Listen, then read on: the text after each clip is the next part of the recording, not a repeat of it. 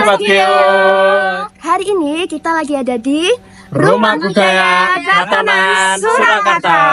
Yuk ikutin terus kegiatan kita. Dadah. Hai Sobat Geografi, selamat datang di video liputan kami dari mahasiswa pendidikan geografi.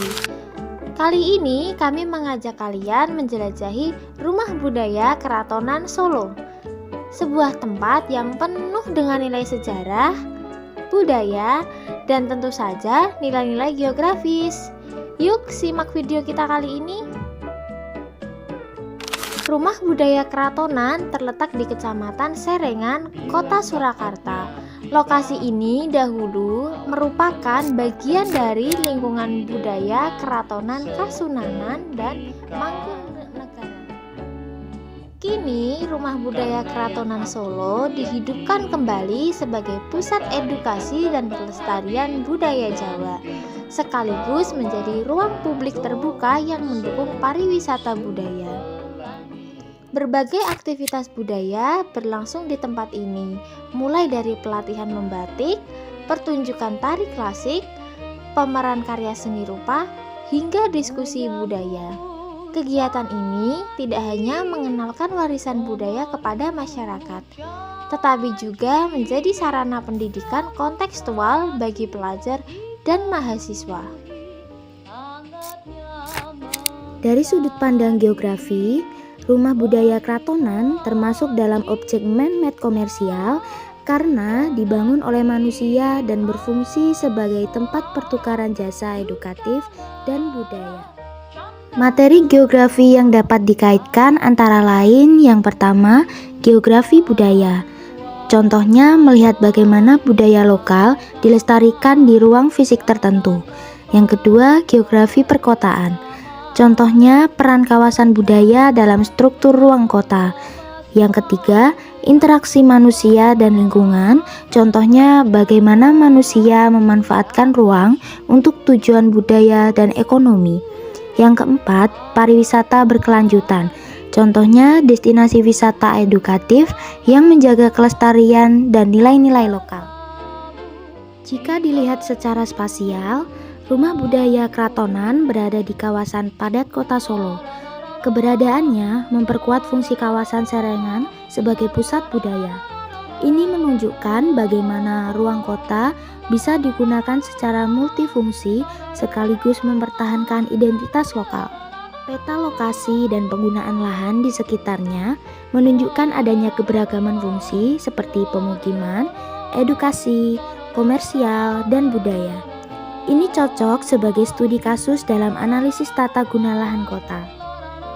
Yang pertama yaitu ada ruang pendopo panel sejarah. Kita mulai dari ruang pendopo yang menjadi pintu gerbang pemahaman sejarah. Di sini panel-panel besar dipajang secara berurutan membentangkan kisah dari sejarah dunia, sejarah Nusantara, hingga perjalanan Surakarta sendiri.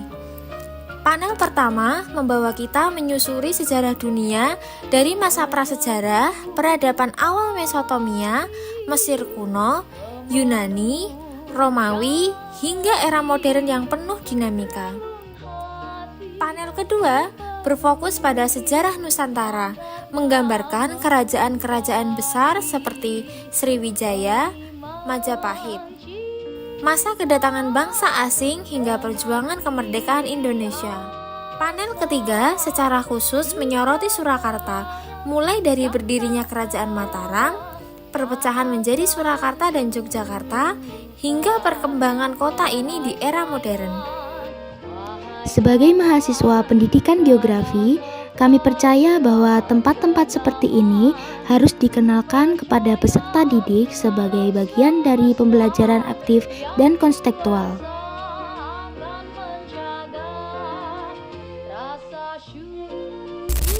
Yang kedua yaitu terdapat ruang dalam almari tokoh. Selanjutnya kita memasuki ruang dalam almari tokoh. Ruangan ini menyimpan koleksi penting yang menceritakan sejarah Keraton Surakarta.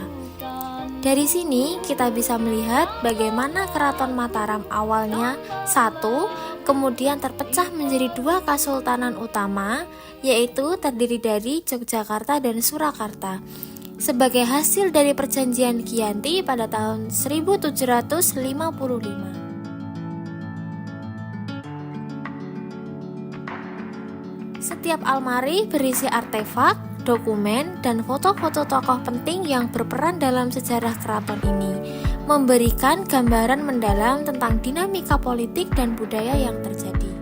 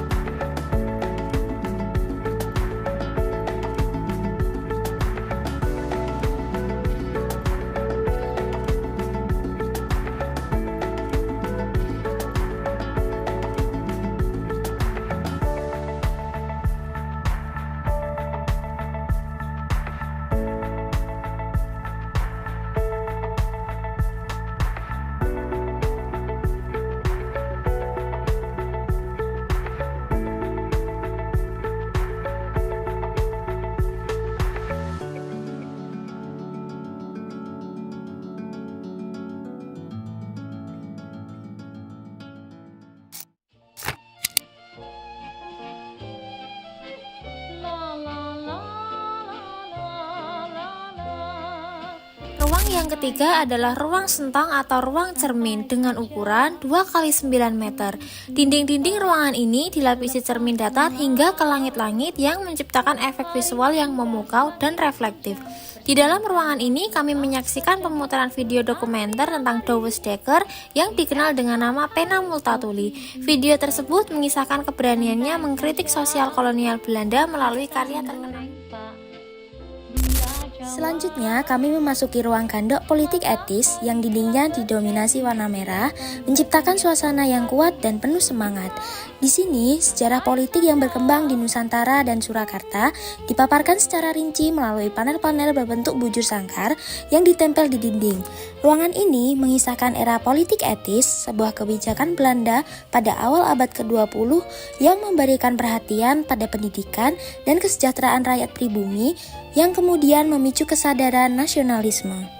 Panel-panel tersebut menampilkan tokoh-tokoh penting seperti Mangkunegaran VIII dan Pakubuwono XII yang berperan besar dalam dinamika politik lokal maupun nasional.